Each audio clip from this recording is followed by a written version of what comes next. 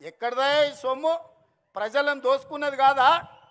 గజ్వేల్ ఎర్రవల్లిలో 1000 ఎకరాల farm house ఎక్కడి నుంచి వచ్చింది?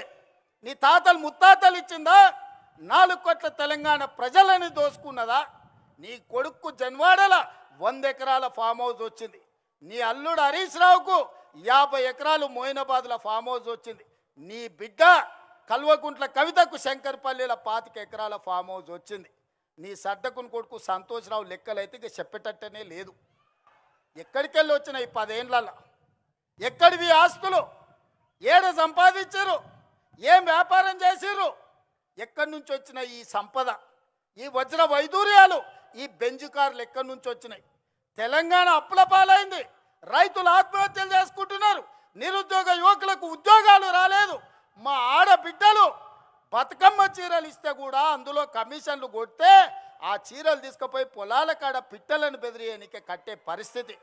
దుర్మార్గుడా, నీచుడా, బతుకమ్మ చీరలు ఆడబిడ్డలకి ఇచ్చే చీరలు కూడా వదలలేదు నీ దోపిడీకి. అందుకోసం నువ్వు రావాలనా? నువ్వు రాష్ట్రాన్ని 8,21,000 కోట్ల రూపాయల అప్పుల పాలు చేసినావు కదా. మరి మీరు 1,00,000 కోట్ల అధిపతులు ఎట్లయిరో లెక్క చెప్పమని నేను అడుగుతున్నా. అడగమని మా సోదరులను అడుగుతున్నా. మా జంజీ పిల్లల్ని నేను చెప్తున్నా. మీరు ఆలోచన చేయండి. 10 ఏళ్లలో 1,00,000 కోట్లు కేసీఆర్ ఎట్లా సంపాదించిండు? 8,21,000 కోట్లు తెలంగాణకు అప్పులు ఎట్లా మిగిలినాయి? ఆస్తులు ఐశ్వర్యాలు కేసీఆర్కి ఎట్లొచ్చినాయి? అప్పులు తప్పులు మనకెట్లొచ్చినాయి? ఒక్కసారి ఆలోచన చేయండి. ఈ అప్పులు తప్పులు చేసినాడు మళ్ళీ వస్తే ఇంతకుముందే మా అనిరుద్ధ్ చెప్పాడు. ఎందుకయ్యా వాడు వచ్చేది? నేను నా భార్య మాట్లాడుకుంటూ వింటాడా? వాడు అసలు మనిషా పశువు అని అడుగుతాడు. మా అమ్మ మా కోడలతోనో లేకపోతే మాతోనే మాట్లాడుకుంటే గాజోలి కూడా వింటాడా అనే గింతకంటే దుర్మార్గుడు ఎవడని ఉంటాడా అని మా ఎమ్మెల్యే అడుగుతున్నాడు. నేను అడగదలుచుకున్నా. రాజకీయ నాయకుల మాటలు విన్నాడంటే అర్థం ఉంది. అధికారుల మాటలు విన్నాడంటే వానికి అక్కడికి వచ్చిందేమో అనుకున్నాం. ఆడబిడ్డల మాటలు వినేటోడు వాడు అసలు మనిషేనా? ఒక్కసారి ఆలోచన చేయండి. ఒక్కసారి ఆలోచన చేయమని మా అక్కల్ని అడుగుతున్నా. ఇవాళ మా ఇందిరమ్మ చీరలు ఇస్తే పండుగ పూట నాడు చీర పెడితే మా తమ్ముడు సారె పెట్టిండని మా అక్కలందరూ కట్టుకొని ఆశీర్వాదానికి వచ్చారు. మా అక్కల్ని అడుగుతున్నా. మీ ఇంటాయనతో మీరు మాట్లాడుకుంటే ఎవడన్నా మీ ఫోన్ వింటే ఎంత బాధ అవుతుందో ఒక్కసారి ఆలోచన చేయరు. ఇవాళ మన ఫోన్లీననికి రావాలనా? ఎందుకు రావాలి? ఆయన ఉద్యోగం ఇచ్చిర్రు కదా ఎమ్మెల్యేగా. అసెంబ్లీకి మాత్రం రాడంట. ప్రజల తరఫున మాట్లాడాడంట. ప్రజా సమస్యల గురించి ప్రస్తావించాడంట.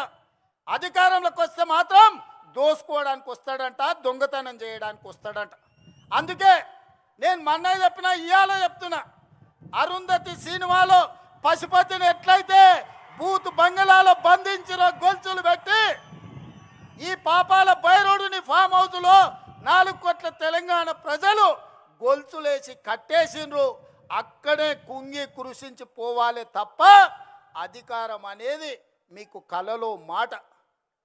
ఏదైనా ఉందంటే అది మీకు గతమే. ఇక మీకు భవిష్యత్తు లేదు. మీ భవిష్యత్తు శాశ్వతంగా ముగింపు పలికినరు తెలంగాణ ప్రజలు. అందుకే మిత్రులారా, చివరగా మా మిర్జిల్ మిత్రులకు ఒక్క మాట చెప్పదలుచుకున్నా. నేను ఏమిచ్చినా చివరికి నా ప్రాణం ఇచ్చినా కూడా తక్కువనే మిర్జిల్ మండలానికి. నిధులు పెద్ద విషయం కాదు.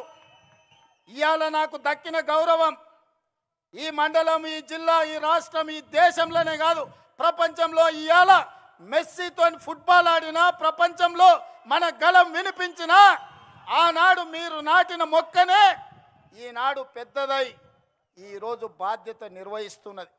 ఈ బాధ్యతను కొనసాగించడానికి నిండు మనసుతో మీరు ఆశీర్వదించండి.